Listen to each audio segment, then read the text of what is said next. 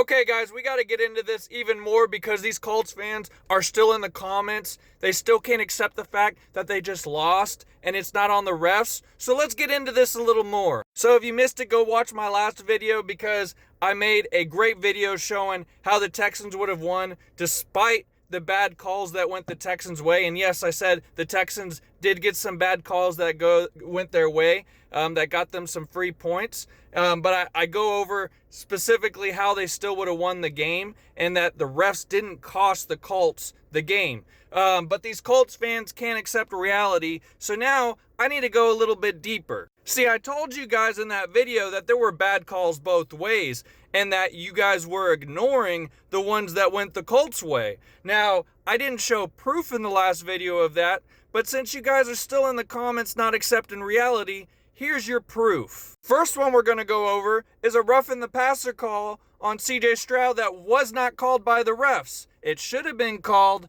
but wasn't. Let's take a look. Right out here, which is where CJ Stroud throws the ball over his head. Tui Moloau. So as you can clearly see, CJ Stroud had already thrown the ball, is literally standing there for a second or two, and then the Colts player just grabs his foot and swipes it out from under him, way after the ball is gone. This is one of the most blatant roughing the passers I've ever seen, and it wasn't called. Let's roll the next clip. Here's the motion man. Jones in the pocket. He's going to let it fly downfield. Now guys, as you can see, that ball lands about 10 yards out of bounds. Completely uncatchable, unless the guy's about 9 feet tall. Completely uncatchable. And as you see at the bottom there, it's 3rd and 19. 3rd and 19. Okay, so this shouldn't have been called a PI because the ball's uncatchable. By rule, if the ball's uncatchable, there's no PI.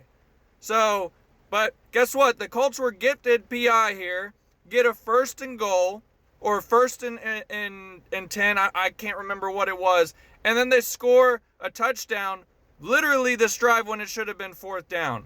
That tied the game at 13. And this didn't just gift the Colts 4 extra points like the bad Texans call that gifted the Texans 4 extra points, because the Texans were in the red zone when they got that crappy PI call that ended up extending their drive and they got a touchdown out of it. They would have at least scored a field goal on that for sure.